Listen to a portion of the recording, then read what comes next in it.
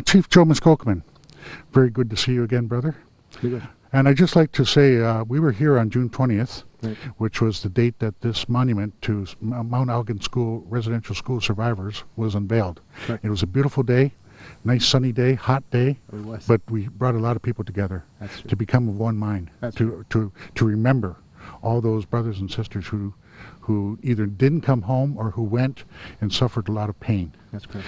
Maybe you can elaborate a little bit about the history of the Mount Elgin School, when it began, and you were mentioning that it was the first industrial school, second industrial school in Canada at that time, Upper Canada at that time? Correct.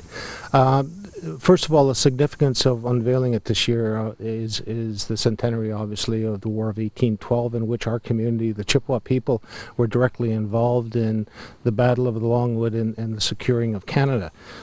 Is as allies with the British, not as subjects of the British, right, as allies. Right. The second thing is that it was unveiled on June 20th because it was on the day preceding First Nation Solidarity Day, which is very significant to every First Nation in this country, and we wanted to be close to the day of that celebration. Mm-hmm. We didn't want it to be one of sadness. There's been a lot of that. Mm-hmm.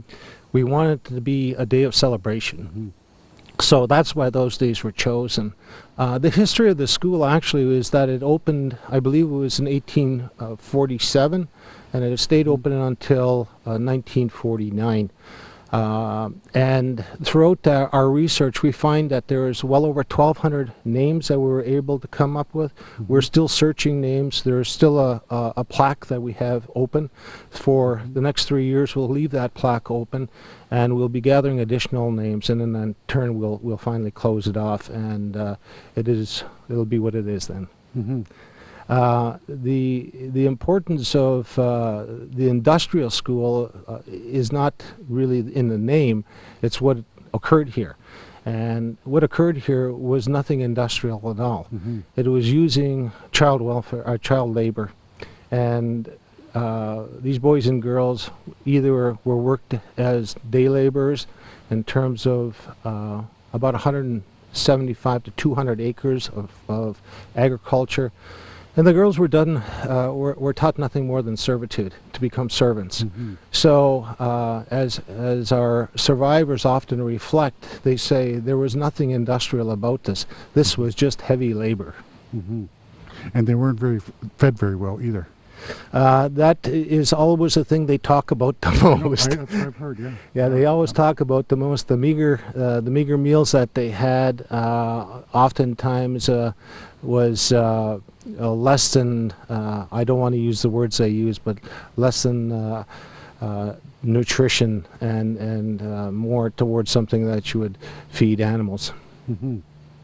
So on June 20th, when you unveiled the monument here, there was a number of people here that you brought in from across the country who've been working and speaking out about the residential school, and especially the survivors. And today we're starting to acknowledge that they were survivors. For a while there, we couldn't say survivors. It was, it was almost like we weren't allowed to say that. We weren't allowed to use that term because they didn't believe that there was a Holocaust that existed, that happened here in Canada.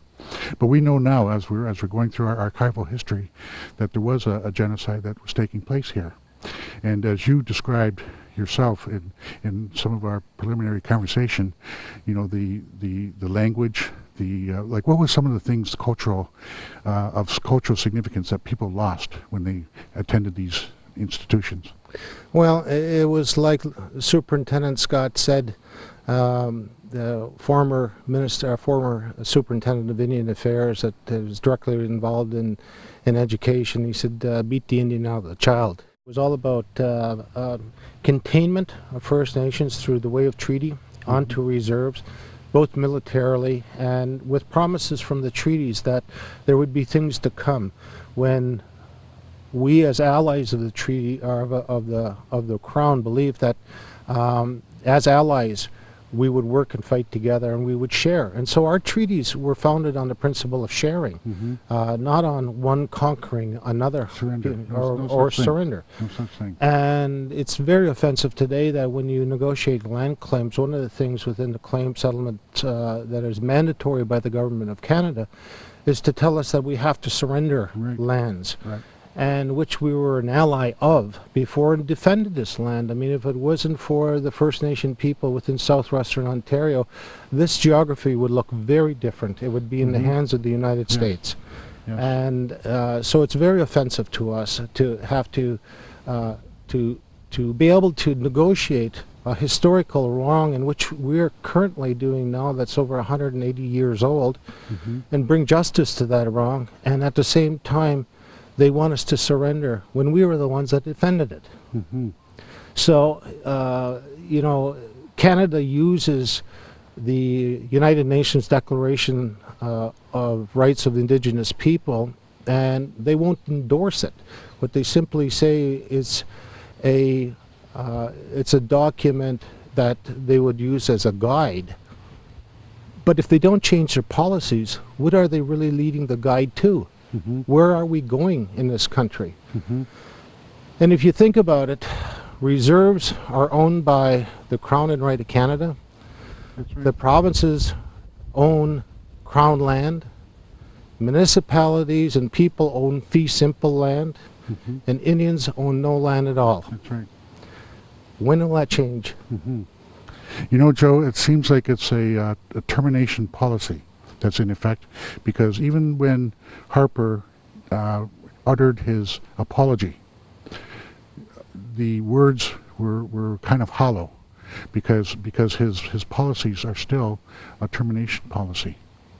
You know, some of the things that some of the policies that are in, like the Governance Act is coming back, where land is going to be used as collateral for economic loans. And you know that if you get foreclosed on the loans, then you lose the land. Correct. You know, this is what's happening, and we're slowly starting to see that slippery slope begin to erode. Now, I'm glad that you said that there's no such thing as surrender, because that was never part of any of our language families. We never had that word, surrender. Sharing is the word that comes close to that term, and so that's what we were doing. We were sharing. So, if people believe by settling a land claim and using the word surrender in the land claim is significant, if you never surrender in your mind, right? Right. It doesn't matter what the words say. Mm-hmm. It's an Indian Act surrender. And if you believe that you've been colonized, then surrender is the whole term surrender. But if you don't believe in that act, and you don't believe that you ever surrendered, and you maintain your sovereignty, then they can never win your mind. Great. That's beautiful. Beautiful, Joe. Now, I just want to take a look at this monument that you've created here. Now, I understand that you were this is a brainchild of yours, that you helped to come up with the idea of having the 7 monuments to reflect. Oh, not that part? I don't want this in the story. Oh, okay. This monument was created for survivors. Oh, okay. Survivors, okay. So it's not about the structure. It's about the symbolism. It's about the tenacity. It's about the honesty, our 7 grandfather teachings, the trust, the sharing, the love. It's about that. We're turning the page. We're turning the page, and we're not going to be reliant upon the government any longer. We're turning the page, and we're going to move forward. This part is a part of our history that we have to acknowledge, and we have to understand, and we have to teach our children. But at the same time, we have to turn and we have to move forward. We can't walk backwards into the future. So this image is of the Mount Elgin Residential School, as it appeared when it was first built back in 1849. And so you have here the Ojibwe Anishinaabeg term for honesty, one of the grandfather teachings, and you have the loon symbol, which is one of the clans one of the family units of the Anishinaabe people. So that's beautiful. I mean, and you have them on each one of these 7 monuments here, and on the other side you have the names of the students who attended, and you have one that's being kept open for future students who attended here who we may not know about. So your relationship with the Truth and Reconciliation Commission, can you talk to us a little bit about that? Well, it goes back quite a ways. It goes back before even that began. It goes back to the time of when, as a friend and colleague of the former National Chief Phil Fondaine, that actually brought this issue to light and into the public view, into the public eye, with a bravery that a lot of people were reluctant to talk about, and it was a dark period of our history, and it was something that people felt shame, and it's difficult to talk about these issues, extremely difficult to talk about them, but we were the victims, and we don't need to feel shame of our past. We need to bring light to our past, and we need to bring up the historical significance of who our people were and what the great things that we did for this country, the undevoted sacrifices that we made for our communities and for our people and for this country as a whole, and the wars that we fought with allies. Those are the things that need to be talked about. Those are the things that need to be brought to light. And why should the victim feel shame? We were the victims. And so we need to talk about that, and we need to bring the historical reality, the true story of First Nation history to light.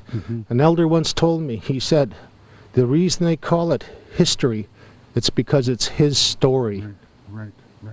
And we need to tell our story. And we're doing that. It's our turn, as those elders said. It's our turn to tell our story from our perspective, and it's their turn to listen. And I'm glad that you're doing that here, Joe. It's really honorable to see you telling your own story. Now maybe you can just let our listeners know you have a plan for a time capsule. Yes, in the center here we have a open area that's currently used as a small flower bed, but in the future, coming this fall, given the significance of our people's participation in World War I also, we're going to have this time capsule put forward. We're going to encourage survivors to put pictures, to put letters, to put any memorabilia that they feel is significant inside the capsule. We're going to invite other community members, including our children, including our women, to put things forward, and we'll seal that, and we'll then seal the center, and it'll be sealed for 100 years.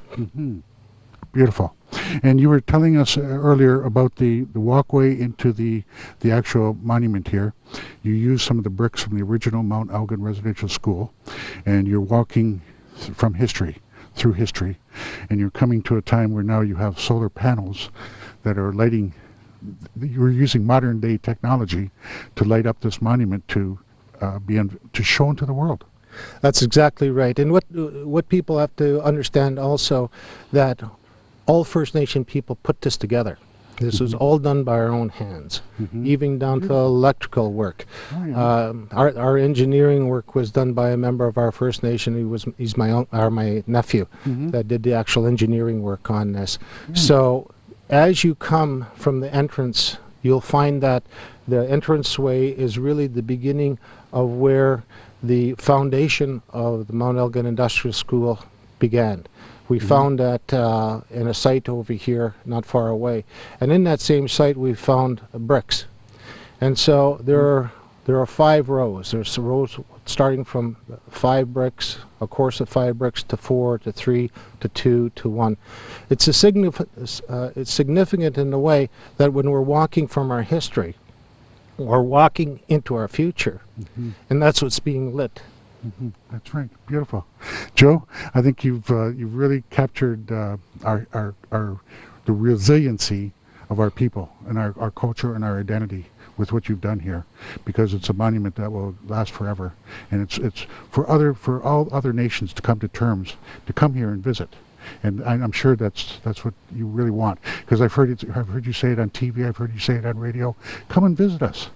You've always said that, haven't you? We're always open to new friends. Right on, brother. Thank you, Joe. Oh, that's beautiful.